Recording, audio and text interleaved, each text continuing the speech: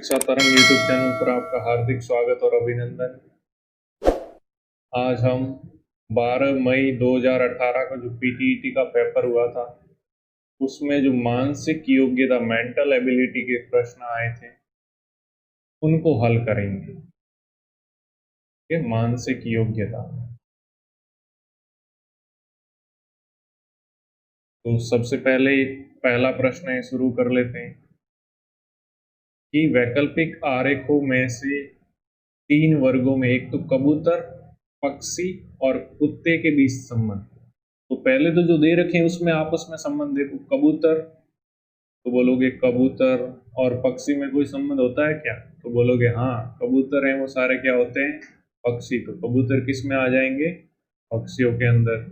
फिर इनमें से इनका कुत्ते के साथ संबंध होता है क्या? पक्षी और कबूतर का कुत्ते के साथ कोई संबंध नहीं, ये अलग है। इसका मतलब कबूतर सारे पक्षियों में आ जाएंगे और कुत्ते वाला अलग। ऐसा कौन सा है? पहला। ये बीच में है, ये क्या है? कबूतर। बाहर की ओर क्या है? पक्षी। और कुत्ते अलग रहेंगे। तो ये वाला पहला है वो ये होगा। बाकी वाले में देखो सब अलग अलग बता रहा है, ये होगा नहीं। और कुत्ते और कबूतर और ये पक्षी ये मिक्स होते नहीं है।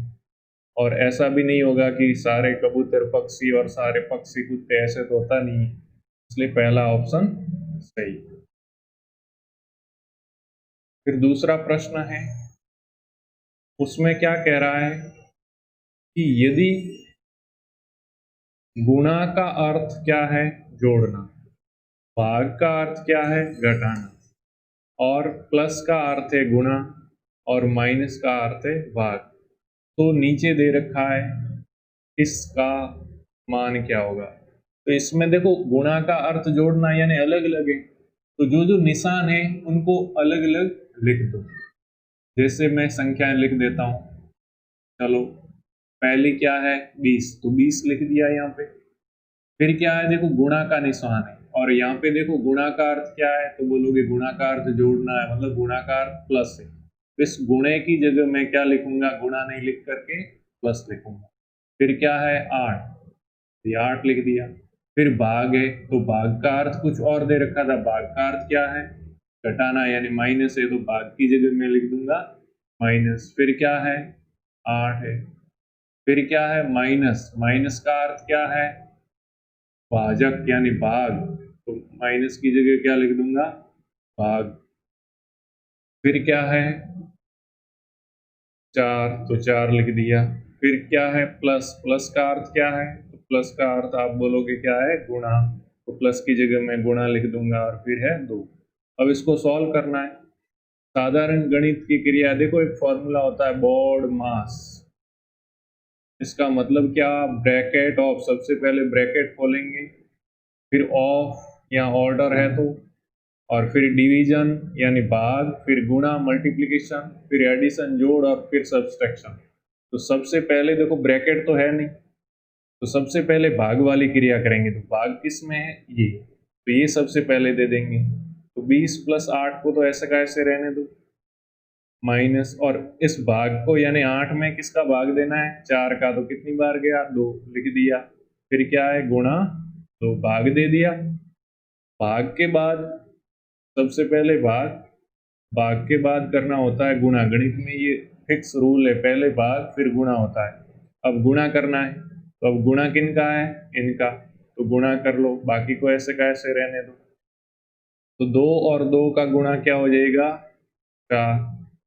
फिर जोड़ते हैं, गुणा के बाद क्या करते हैं? योग या जोड़। और फिर क्या करते हैं? घटाते हैं। तो जोड़ दो, 20 और 8 कितना होता है? 28। फिर क्या है? -4, 28 में से 4 जाएगा, क्या रहेगा? 24। तो ये तीसरा हमारा उत्तर हो जाएगा। बस इस तरह के प्रश्न में किसको क्या कह रहा है वो दोबारा लिख के करना होता है। तो मैं समझता हूं ऐसा कोई क्वेश्चन आया तो आप कर लोगे। फिर क्वेश्चन नंबर 3 है, भैंसों और बतखों के एक समूह में पैरों की संख्या है, वो सिरों की संख्या के दुगुने से 24 अधिक। तो समूह में भैंसों की संख्या क्या होगी? देखो हमें तो मालूम नहीं है भैंस कितनी है और बतख कितनी है, तो मान लेते हैं कि भैंस है वो कितनी है x। देखो भैंस है उसको मैं x मान लेता हूँ, बतख है वो कितने हैं उसको मान लेता हूँ y। ठीक है, फिर क्या है, पैरों की संख्या, इनके सिरों की संख्या के दुगुने से 24 अधिक है। तो पैरों की संख्या क्या होगी, ये तो भैंस है x और y है बतख, तो पैर कितने हो जाएंगे, प्रत्येक भैंस के कितने पैर होते हैं, 4। तो जितनी भी भैंस है उसको 4 से गुणा कर देंगे, वो उस भैंसों के पैर हो जाएंगे। इसी तरह बतखों के पैर, प्रत्येक बतख के कितने पैर होते हैं, 2, तो बतखों के पैर कितने हो जाएंगे, 2y। अब बोल रहा है पैरों की संख्या, भैंसों और बतखों के समूह में पैरों की संख्या, यानी टोटल भैंस और जो बतख है उन सब के पैरों का योग। ठीक है, यानी 4x में 2y, भैंसों और बतखों दोनों के पैरों का की संख्या है वो क्या है, सिरों की संख्या के दुगुने से 24 अधिक। अब सिर कितने होंगे, तो बोलोगे सिर तो भैंस के भी एक होता है और बतख के भी एक होता है, तो x भैंस है तो सिर x होंगे, y बतख है तो सिर कितने होंगे, y होंगे। और ये कह रहा है कि पैरों की संख्या है वो किसके बराबर है, इनके सिरों के संख्या के दुगुने के, डबल के। तो ये सिरों की संख्या x प्लस y है टोटल, इसका दुगुना उसको क्या कर देंगे, 2 से गुणा, और उससे 24 अधिक है, प्लस कर देंगे 24, तो वो किसके बराबर हो जाएगा, पैरों की संख्या के बराबर। इस तरह बनते हैं समीकरण। अब समीकरण बनते ही इनको खोल दो, 4x प्लस 2y तो है ही, फिर ये 2 है, इसका गुणा इससे भी होगा और इससे भी होगा, 2 का x से होगा तो 2x और 2 का y से होगा तो 2y, और प्लस क्या है 24। अब देखो इधर भी 2y है और इधर भी 2y, तो दोनों साइड से 2y हटा दें तो कोई फर्क पड़ेगा, यहाँ कहने का मतलब 2y से 2y कट जाएगा, क्योंकि एक साइड से अगर मैं दूसरी साइड 2y ले जाऊंगा तो ये प्लस का है, उस साइड जाते ही माइनस, तो माइनस होते ही 2y में से 2y चला जाएगा, कट जाएगा, यानी 0 रहेगा। अब रहा क्या, 4x और 2x, इस 2x को मैं उस तरफ ले जाऊंगा तो क्या है, ये इस तरफ कैसा है, इसके आगे कोई निशान नहीं है, मतलब प्लस है, उस तरफ जाते क्या हो जाएगा, माइनस का। तो 4x माइनस 2x बराबर, इस साइड क्या रहा, राइट हैंड साइड में 24। अब 4x में से 2x जाएंगे तो कितने रहेंगे, तो 4x में से 2x जाएंगे तो कितने रहेंगे, 2x बराबर कितना है, 24। अपने को x का मान ज्ञात करना, अब 2x का मतलब है 2 गुना x, इस 2 को भी हटाना है, x का मान ज्ञात करना है, तो x बराबर इस 2 को उस साइड लेके जाऊंगा तो इधर गुणा में उस साइड जाते ही भाग में हो जाएगा, तो x बराबर 24, भाग में क्या हो जाएगा 2, और 24 में 2 का भाग जाएगा तो 12। अब x हमने माना क्या था, तो x माना था भैंसों की संख्या, तो भैंसों की संख्या, और पूछा भी क्या है कि भैंसों की संख्या है तो कितनी है, 12। कौन से ऑप्शन में है, तीसरे में, तो तीसरा हमारा राइट हो जाएगा। फिर चौथा प्रश्न है, 30 जनवरी 2003 को गुरुवार था, तो 2 मार्च 2003 को कौन सा वार होगा। देखो 2003 है, सम तो दोनों में, तो देखने की जरूरत नहीं है, जनवरी से चलेंगे, जनवरी, फिर आएगा महीना फरवरी, फिर आएगा मार्च। जनवरी में कितने दिन बाकी रहे, 30 तो जनवरी हो गई, 31 का महीना होता है, कितने बाकी रहे, 1। फरवरी के कितने दिन होंगे, 28, क्योंकि इस 2003 में 4 का पूरा पूरा भाग नहीं जाता, इसलिए 28 दिन होंगे। और मार्च कितनी है, 2 मार्च, तो मार्च के कितने दिन है, 2। अब इनको जोड़ दो तो कितने एक्स्ट्रा दिन आ गए, तो इन सब का जोड़ क्या हो जाएगा, 31। और वार क्या है, 7 दिन के बाद रिपीट होता है, तो जो भी आया है दिनों की संख्या, इसमें 7 का भाग दे दो, तो 7 चौके 28, शेषफल क्या बचेगा, शेषफल बचेगा 3। ठीक है, यानी 7 बार तो ये वार है वो रिपीट होके चले जाएंगे, 3 शेष बचेंगे। और हम जनवरी से मार्च की ओर जा रहे हैं, आगे बढ़ रहे हैं, इसलिए इस गुरुवार में क्या करना पड़ेगा, प्लस का 3 करना पड़ेगा। गुरुवार के बाद तीसरा दिन, गुरुवार के बाद पहला दिन शुक्रवार, दूसरा शनिवार, और तीसरा क्या होता है, रविवार, तो 2 नंबर ऑप्शन होगा। या फिर डायरेक्ट शेष है वही देख लो, जनवरी में तो 1 दिन शेष है, फरवरी में शेषफल क्या आ जाएगा, 28 में 7 का भाग दूंगा तो पूरे पूरे सातों रिपीट हो रहे हैं, क्या रहेगा शेषफल 0। और यहाँ पे क्या है 2, तो यहाँ से भी क्या आ गया 3, तो 3 डायरेक्ट जोड़ दिया गुरुवार में तो क्या आ गया रविवार। ये हो गया हमारा उत्तर। फिर निम्न संख्याओं के अनुक्रम में कितनी सम संख्याएं हैं जो तुरंत एक विषम संख्या के तो बाद और सम संख्या से पहले आते हैं। यानी ऐसी सम संख्या लेनी है जिसके पहले तो विषम आए और बाद में क्या आए सम। तो देखो पहले सम कौन कौन सी है वो चेक करो। ये सम है, ये है, ये है, ये है, ये सम में एक बार कर लेता हूं। सम वो होती है जिसमें 2 का पूरा पूरा भाग जाता है। तो ये सारी की सारी जो मैंने नोट की है वो क्या है सम, इनमें 2 का पूरा पूरा भाग जाता है। अब ऐसी सम संख्या नोट करनी है जिसके पहले विषम और बाद में सम हो। तो देखो 8 है, तो इस 8 में क्या है, 8 के पहले विषम है क्या, 8 के तो पहले कोई संख्या ही नहीं है, तो इस 8 को हम गिनेंगे नहीं, छोड़ दो 8 को। फिर अगला वाला ये 8 है, इससे पहले 5 विषम है और बाद में क्या है सम। इसका मतलब इस 8 को हमारे को लेना पड़ेगा क्योंकि इससे पहले विषम है और बाद में क्या है सम। ये 8 होगी। फिर अगली 6 है, 6 के पहले विषम है, सॉरी 6 के पहले 8 है सम है, तो अपने तो विषम होना चाहिए पहले, तो इस 6 की भी गिनती करेंगे नहीं। अगला 6 है, इसके पहले 7 विषम है और बाद में सम है, यानी ये है वो हमारी शर्त पूरी कर रही है, इस 6 को गिन लेंगे। फिर अगली 8 है, तो इससे पहले सम है जबकि विषम होनी चाहिए, इसलिए इस 8 को नहीं गिनेंगे। फिर है अगली 2, 2 के पहले 3 विषम लेकिन बाद में भी क्या है 7 विषम, तो बाद में तो सम आनी चाहिए इसलिए इस 2 को भी गिनेंगे नहीं। फिर अगली क्या है 4, 4 के पहले विषम और बाद में सम, इसका मतलब इस 4 को हमारे को लेना पड़ेगा। फिर इस 2 को नहीं लेंगे क्योंकि इससे पहले सम आ गई, विषम आनी चाहिए थी, तो इस 2 को छोड़ देंगे। फिर इस 2 को भी नहीं लेंगे क्योंकि इससे पहले क्या है सम होनी चाहिए थी, विषम। फिर इस 2 से पहले विषम और बाद में सम, इसका मतलब इस 2 को मेरे को लेना पड़ेगा, ये अपनी शर्त पूरी कर रही है। इस 2 से पहले क्या है सम, इसलिए नहीं लेंगे, इससे पहले विषम होनी चाहिए। इस 8 से पहले क्या है सम, तो ये 8 भी नहीं लेना है, यानी हमारी जो संख्याएं थी वो ये आ गई, यानी ये है इससे पहले सम और बाद में विषम, दूसरी ये, तीसरी ये और चौथी ये, टोटल कितनी संख्या है 4। तो 4 कौन से ऑप्शन में है तीसरे में, तो तीसरा वाला राइट हो जाएगा।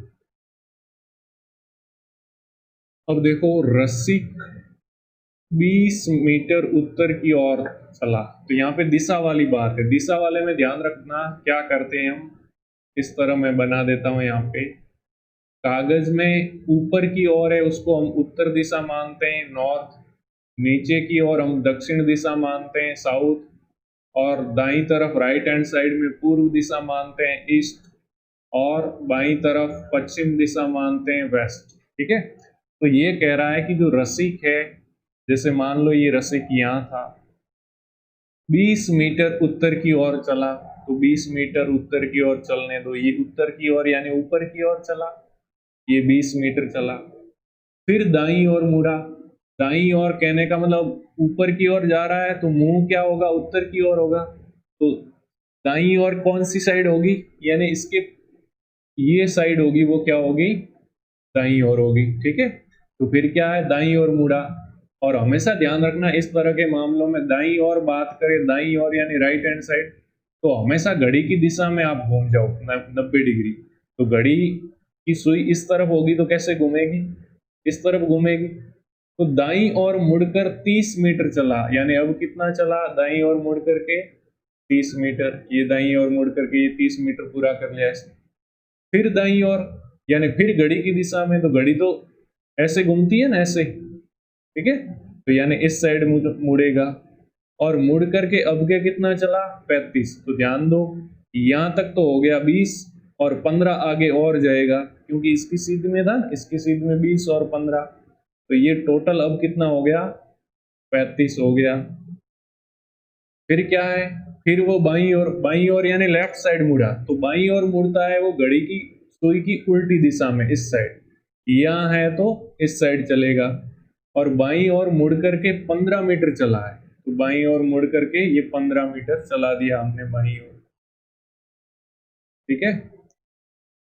सॉरी, बाईं ओर मुड़कर पहले 15 मीटर चला, और फिर क्या है, फिर बाईं ओर दोबारा मुड़कर भी 15 मीटर और चला है, तो दोबारा वही घड़ी की विपरीत दिशा में 15 मीटर और चला, यानी अब यहाँ आ गया, क्योंकि ये था 20 यहाँ तक और ये 15 था, तो इसकी सीध में आ गया ये, यानी ये तीनों बिंदु किस में आ गए, सीध में।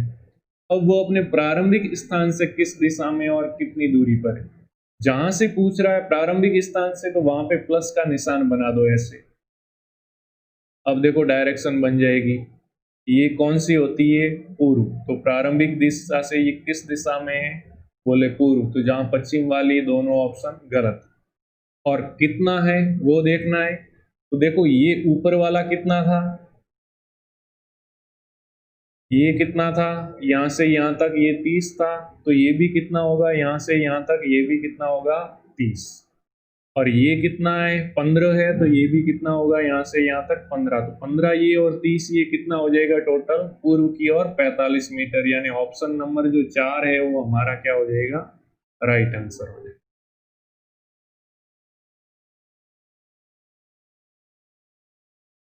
फिर नेक्स्ट प्रश्न है कि निम्न में निश्चित संख्याओं की एक मैट्रिक्स दी गई है और ये संख्या पंक्ति और स्तंभ में एक निश्चित प्रवृत्ति में है, इस प्रवृत्ति को पहचानना और अदृश्य अंक चुनना है। तो देखो 1, 7 और 9, अब बड़ी संख्या से मालूम करो कि ये बड़ी है, तो इन दो छोटी से किसी तरह बनती होगी, तो किस तरह बनेगी, 7 में 1 जोड़ूं तब तो क्या होता है 8, लेकिन 2 जोड़ूं तो क्या होता है 9, तो 2 इससे किस तरह आ जाएगा, तो 1 को 2 से गुणा करूंगा तो क्या हो जाएगा 2, और फिर जोड़ देंगे तो ये क्या आ जाएगा 9। अब यहाँ वाला में तो ये पूछ रहा है कि क्या आएगा प्रश्नवाचक की जगह, तो तीसरा ले लो। अब यहाँ पे क्या है 100 और 5, अब 105 में क्या जोड़ूं कि 117 हो जाए, तो आप बोलोगे 12, तो 12 लाने के लिए इस 3 में क्या करना पड़ेगा, मेरे को 4 का गुणा करना पड़ेगा, 3 में 4 का गुणा करके क्या किया, 105 जोड़ा तो 117 आया। इसी तरह अब 14 में क्या जोड़ना है, देखो 1 को 2 से गुणा किया 1 अधिक से, 3 को 4 से गुणा किया 1 अधिक से, तो 2 को किससे करेंगे, तो आप बोलोगे 3 से, और जोड़ेंगे तो 2 को 3 से करेंगे गुणा तो क्या आएगा 6, और इस 14 में जोड़ देंगे तो कितना हो जाएगा 20। 20 प्रश्नवाचक की जगह आएगा, तो 20 कौन से ऑप्शन में, दूसरे में, तो ये हो गया राइट। फिर श्रृंखला में असंगत संख्या है वो बताइए, तो ये 4, 4 के बाद 9, थोड़ा मैंने दूर दूर यहाँ लिख दिया, 4, 4 के बाद 9, फिर 16, 25, ठीक है, इस तरह से। अब 4 से 9 किस तरह आता है, तो 4 में क्या जोड़ा हमने कि 9 आया, बोलोगे कि 5 जोड़ा, फिर 9 में क्या जोड़ूं कि 16 आ जाए, तो बोलोगे 7 जोड़ा, फिर 16 में क्या जोड़ूं कि 25 आ जाए, बोले 9, यानी हम जोड़ रहे हैं वो अब मालूम चल जाएगा, हमें आइडिया लगेगा कि ये 5 था, फिर 7 जोड़ा, फिर 9 जोड़ा, यानी इसमें क्या है 2 2 बढ़ रहे हैं, फिर 7 जोड़ा, फिर 9 जोड़ा, 2 बढ़ा दिया, फिर क्या जोड़ना चाहिए 11, इस 25 में 11 जोड़ना चाहिए, तो 25 में 11 जोड़ने पर आता है 36, जबकि यहाँ पे ऑप्शन में दे रखा है 35, तो ये वाला हो जाएगा असंगत, गलत हो जाएगा, ठीक है, बाकी सही। अब 36 में आगे फिर क्या है 11 जुड़ गया था, फिर 13 जुड़ेगा तो 49 हो जाएगा, फिर 15 जुड़ेगा तो 64 हो जाएगा, सब सही, यानी सिर्फ तीसरा ऑप्शन में गड़बड़ी थी। फिर क्या है, दिए गए विकल्पों में से विलुप्त पद चुनिए, तो देखो ये क्या है क्यू, क्यू के बाद क्या आया एस, क्यू के बाद अंग्रेजी वर्णमाला में क्या आता है क्यू, आर और एस, यानी हमने कौन सा गायब किया, एक अक्षर आर गायब किया, फिर एस के बाद क्या आया यू आया, यहाँ पे आता क्या है टी, तो टी यहाँ पे एक अक्षर गायब किया, एस टी यू, यू के बाद फिर वी आएगा और डब्ल्यू, तो वी हमने गायब कर दिया, और डब्ल्यू, तो W के बाद क्या आता है X, तो X को कर दो गायब, आगे वाला क्या आएगा Y, तो Y ऑप्शन वाला हमारा जो पहला ऑप्शन जिसमें Y है वो हमारे उत्तर हो सकते हैं, तो बाकी वाले काट दो बिना Y वाले, तो एक तो पहला काट दो और एक चौथा काट दो, दूसरे और तीसरे में से उत्तर हो सकते हैं। फिर नेक्स्ट क्या है, देखो ये एफ है, देखो पीछे से मैं चलूं तो मेरे को दिख रहा है सी डी ई एफ, यानी उल्टा है, ठीक है। तो सी से पहले इस साइड क्या होना चाहिए, लास्ट वाला अंक बी। तो बी किस किस में, अब तो दोनों में बी है, ठीक है। इसका मतलब दोनों हो सकते हैं, इसका मतलब हमारे को ये जो अंकों के आधार पर इसको पहचानना पड़ेगा। तो अंक बीच में क्या है, यहाँ पे एक है, फिर दो है। तो एक से दो किस तरह आ सकता है, एक तो एक में एक जोड़ूं तो दो आएगा, लेकिन फिर क्या है, 6 आया। तो 6 दो में 4 जोड़ने पे आएगा, फिर क्या आया 21। तो 21 कब आएगा, 6 में 15 जोड़ने पर। ऐसी तो कोई सीरीज बनती नहीं, तो क्या बनेगी, एक को मैं एक से ही गुणा कर दूं और फिर एक जोड़ूं तो क्या हो जाएगा 2। फिर 2 को मैं 2 से ही गुणा करूं तो 4 और उसमें 2 जोड़ दूं तो 6। फिर 6 को अगली बार 3 से गुणा करूं और 3 जोड़ दूं तो 6 तिया 18 और 3 21। अब अगली बार क्या होगा, 21 को 4 से गुणा करूं और 4 जोड़ दूं तो 21 को 4 से गुणा करोगे तो क्या होगा, क्या हो जाएगा 84, और 84 में क्या जोड़ेंगे, और तो क्या हो जाएगा 88। तो 88 वाला ऑप्शन कौन सा है, दूसरा, यानी ये हमारा राइट आंसर हो जाएगा। Question number 2, option number 2, question 9 का। फिर क्या है, कौन सा शब्द दूसरों से बेमेल है। तो यहाँ पे तो देखना ये क्या है, ब्रांच। ब्रांच किसको बोलते हैं, शाखा, जो पेड़ की शाखाएं होती है, डालियां, उसको ब्रांच बोलते हैं। फिर लीफ, लीफ का मतलब क्या होती है, उसकी पत्तियां, ठीक है। पेड़ों की जो पत्तियां होती है वो क्या होती है, लीफ। और रूट क्या होती है, पेड़ों की जो जड़ होती है वो रूट होती है। तो ये तीन तो ऑप्शन किससे रिलेटेड है, पेड़ों से। और डर्ट है, ये अलग है, ये पेड़ों से रिलेटेड नहीं है। तो दूसरा ऑप्शन हो जाएगा कि कौन सा बेमेल है, ये हमारा दूसरा हो जाएगा। फिर कौन सा है, एक और क्वेश्चन, नीचे दिए गए प्रश्नों में एक कथन के संदर्भ में दो कार्यवाही भी दी गई है। फर्स्ट और सेकंड आपको कथन के संदर्भ में पूर्णतः सही अनुमान लगाकर कथन में दी गई जानकारी के आधार पर निर्णय लेना है कि सुझाई गई कौन सी कार्यवाही को तार्किक आधार पर क्रियान्वित करना चाहिए। कथन क्या है, देखो, देश के कई हिस्सों में गंभीर सूखा होने की खबर है, ये तो है कथन। अब कार्रवाई में दो ऑप्शन दिए इसने, पहला तो सरकार को तुरंत प्रभावित लोगों को वित्तीय सहायता प्रदान करने की व्यवस्था करनी चाहिए। फिर क्या है, दूसरा है इसमें कि इन सभी क्षेत्रों में लोगों और पशुओं को बचाने के लिए भोजन, पानी और चारा तुरंत भेजा जाना चाहिए।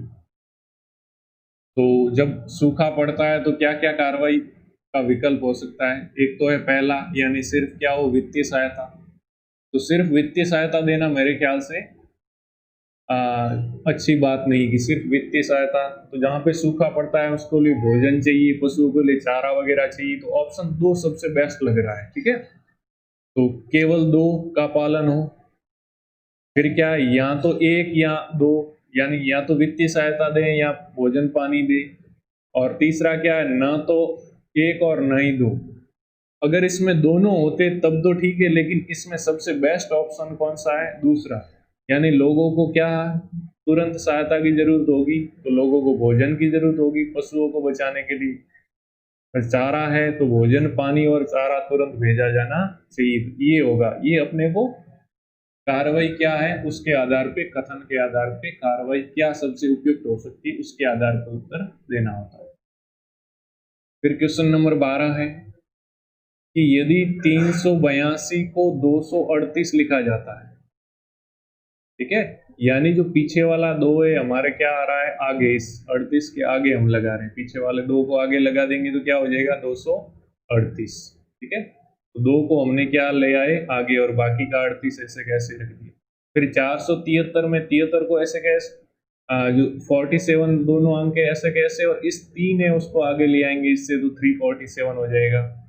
इसी तरह भी लिखा जाता है तो निम्न में से कौन सी दो संख्याओं में सबसे कम अंतर वाली होगी। तो पहले तो इनको चेंज करना पड़ेगा सबको, ठीक है। जैसे पहला ऑप्शन है, इसमें 473 है, तो 473 को क्या लिखेंगे, चेंज करेंगे तो पहले ये जो 3 है ना, 3 आगे आ जाएगा तो क्या हो जाएगा 347, और इसको क्या लिखेंगे, 2 आगे आ जाएगा तो 2 आगे आ जाएगा तो पीछे क्या रहेगा 3 8, ऐसा कैसे। तो पहले ऑप्शन में ये संख्या हो जाएगी।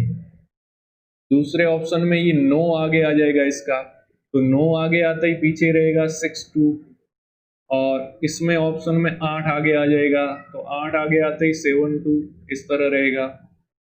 फिर तीसरे ऑप्शन में 629 और 849 में से ये पीछे का 9 आगे आएगा तो 962, और इसमें 7 आगे ले लूंगा तो क्या हो जाएगा 784, ये तीसरा ऑप्शन हो जाएगा। फिर इसमें 8 आगे लूंगा तो क्या हो जाएगा 872, इसमें 7 आगे लूंगा तो क्या हो जाएगा 784। अब देखो किसमें सबसे कम अंतर है, ये अंतर का मतलब घटा के देख लो। तो इनमें जैसे 347 और 238 है, 347 में से 238 घटाया तो क्या रहा 109। फिर 662 और 872 में से, तो 662 और 872 में से घटा दिया तो क्या रहा 90। फिर तीसरा ऑप्शन है 962 में से 784 घटाया तो क्या रहा 178, और चौथा ऑप्शन है 872 में से 784 घटाया तो क्या रहा 88। तो सबसे कम अंतर कौन सा है 88, यानी चौथा ऑप्शन। तो चौथा ऑप्शन है वो हमारा क्या हो जाएगा राइट। फिर क्या है, 5 भिन्न भिन्न मोटाई वाली पुस्तकों में ए सी से मोटी है। तो इस तरह के प्रश्नों में हमें इस तरह लिखेंगे, ए मोटी है तो मोटी यानी इस तरह का निशान कर दो, मोटी है उसकी तरफ मुंह खोल दो, और पतली है उसकी तरफ पूंछ कर दो। और बी डी से मोटी है, बी है वो किससे मोटी है डी से। ई उतनी मोटी नहीं है जितनी की बी है, यानी कहने का मतलब ई उतनी मोटी नहीं है जितनी की बी है, इसका मतलब ई भी बी से पतली हो गई। लेकिन वह सी से मोटी है, लेकिन किससे मोटी है ये सी से, यानी बी किससे मोटी हो गई, सॉरी ई किससे मोटी हो गई सी से। और डी सी के जितनी मोटी नहीं, डी बता रहा है कि वो कितनी मोटी नहीं है सी के जितनी, यानी सी से पतली है डी, कहने का मतलब सी से डी क्या है पतली है। तो कौन सी पुस्तक सबसे पतली है, तो देखो इसमें क्या ऑप्शन आया, ये क्रम से जमा दें तो देखो ए तो सी से बड़ी है तो इस सी से तो पहले ही आएगी, अब क्रम से जमाएंगे तो भले यहाँ पहले आएगा दूसरे नंबर पे आए या तीसरे नंबर पे, तो लास्ट में सबसे कौन सी बच गई डी, तो डी है वो क्या होगी सबसे पतली। वापस नीचे क्या है, कथन दिए गए हैं जिनमें से 2 निष्कर्ष शामिल है, फर्स्ट और सेकंड। आपको दिए गए दोनों कथनों को सच मानना है, जो भी ये कह रहा है कथन सही है, भले ही वे आमतौर पर ज्ञात तथ्यों से अलग रहे। निष्कर्ष को पकड़कर निर्णय ले कि दिए गए निष्कर्षों में से कौन सा एक सामान्यतः ज्ञात तथ्यों से भिन्न होते हुए भी तार्किक आधार पर दिए गए कथन के अनुसार है। अब कथन को तो सत्य मानना है, जो भी कह रहा है, क्या कह रहा है कि सभी आम सुनहरे रंग के होते हैं, तो भले सुनहरे रंग के नहीं हो तो आम है वो सुनहरे रंग के ही मानने। दूसरा, सुनहरे रंग की कोई भी वस्तु सस्ती नहीं होती, इसका मतलब क्या हुआ कि आम है वो सुनहरे हैं और सुनहरे रंग की वस्तु सस्ती नहीं है, इसका मतलब आम क्या है महंगे। अब निष्कर्ष क्या है, पहला निकाल रहा है कि सभी आम सस्ते हैं, तो इससे तो ये निष्कर्ष निकला नहीं, क्योंकि सुनहरे हैं और सुनहरे हैं वो क्या है सस्ते नहीं है, तो पहला तो हो जाएगा गलत। दूसरा क्या है, सुनहरे रंग के आम सस्ते नहीं होते, क्योंकि आम है वो सुनहरे रंग के और सुनहरे रंग के सस्ते नहीं है, इसका मतलब दूसरा है वो अपने को निष्कर्ष सही लग रहा है इन दोनों कथनों के आधार पे। तो क्या है, केवल दूसरा किस में है, ऑप्शन नंबर 2 में। तो ये हमारा हो जाएगा केवल निष्कर्ष 2 सही है, क्योंकि पहला गलत था। तो नेक्स्ट प्रश्न है, वो पैराग्राफ पे बेस्ड है, ठीक है, यानी 3 प्रश्न है उसमें। तो चलो पैराग्राफ पढ़ लेते हैं पहले। तो पैराग्राफ क्या है? गद्यांश को पढ़ करके निम्न प्रश्नों का उत्तर देना है, 15 से 18 तक क्वेश्चन। शिक्षा जीवन के लिए है, न कि केवल आजीविका के लिए। इसलिए जब तक हम इस सच्चाई की अनदेखी करते हैं, हमारे शैक्षिक पाठ्यक्रम की गुणवत्ता के साथ ही हमारे शिक्षकों और छात्रों के अपर्याप्त रहने की संभावना है। किसी भी समाज के लिए विशेषज्ञों का होना पर्याप्त नहीं है, इसके लिए मनुष्य होने की जरूरत है जो सोच सके, महसूस कर सके और उदारता के साथ कार्य कर सके। ऐसे लोग जिन्हें कंप्यूटर और रोबोट द्वारा प्रतिस्थापित नहीं किया जा सकता। मानवता की कीमत पर दक्षता पर जोर देना हमारे वर्तमान युग की बड़ी गलती है। ये पैसेज है। अब इसके आधार पे हमें उत्तर देना है। 15वां क्वेश्चन क्या है? लेखक वर्तमान शैक्षणिक व्यवस्था के आलोचक हैं क्योंकि कारण क्या है? दक्षता पर ही बल देती है। यहाँ पे आगे लास्ट कि मानवता की कीमत पर दक्षता पर जोर देना हमारे वर्तमान युग की सबसे बड़ी गलती मान रहा है लेखक, इसलिए तो पहला हो जाएगा। ठीक है। अब विज्ञानों की तो बात इसमें कहीं की नहीं है, विज्ञानों की ये भी बात की नहीं है। कंप्यूटर से ग्रसित, ये कंप्यूटर का थोड़ा बहुत इसमें आया भी होगा तो ये बात है नहीं, तो पहला हो जाएगा। फिर क्या है? 16वां क्वेश्चन, एक मानव को कंप्यूटर्स और रोबोट्स के द्वारा प्रतिस्थापित नहीं किया जा सकता क्योंकि। अब इस पैराग्राफ से क्या क्या ऑप्शन निकल के आ सकते हैं? कंप्यूटर और रोबोट निर्जीव होते हैं, तो निर्जीव होने की बात कहीं की नहीं है। कंप्यूटर और रोबोट्स मशीन की भांति व्यवहार करते हैं, वैसे मशीन है लेकिन यहाँ मशीन की भांति व्यवहार करते हैं, वो भी बात की नहीं है। केवल मानव विशेषीकृत ज्ञान रखता है, तो विशेषीकृत तो कंप्यूटर में भी विशेषी ज्ञान होता है। इस वैसे पैराग्राफ में ऐसी कोई बात है नहीं। केवल सही मनुष्य रचनात्मक सोच के साथ उदारता से कार्य कर सकता है, क्योंकि यहाँ पे उदारता की बात हुई है कि किसी भी समाज के लिए विशेषज्ञों का होना पर्याप्त नहीं, विशेषज्ञ जरूरी नहीं है। क्या कहा है कि मनुष्य होने की जरूरत है, और मनुष्य क्या कर सके? सोच सके, महसूस कर सके और उदारता के साथ कार्य कर सके। ठीक है, इसलिए ऑप्शन नंबर 4 है वो राइट होगा।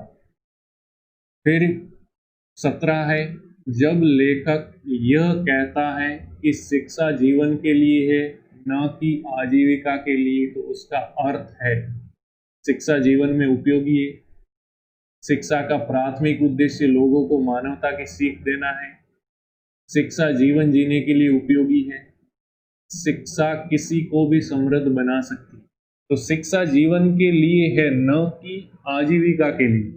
तो जहां मतलब कमाने के लिए शिक्षा का नहीं कह रहा है, जीवन जीने के लिए। तो पहला देखो, ये शिक्षा किसी को भी समृद्ध बना सकती है ऐसा कुछ यहाँ पे कहा नहीं गया। शिक्षा जीने के लिए उपयोगी है, जीवन जीने के लिए उपयोगी है, लेकिन इसने क्या कहा है कि शिक्षा जीवन के लिए न कि जीवन शिक्षा के लिए। तो ये हो नहीं सकता।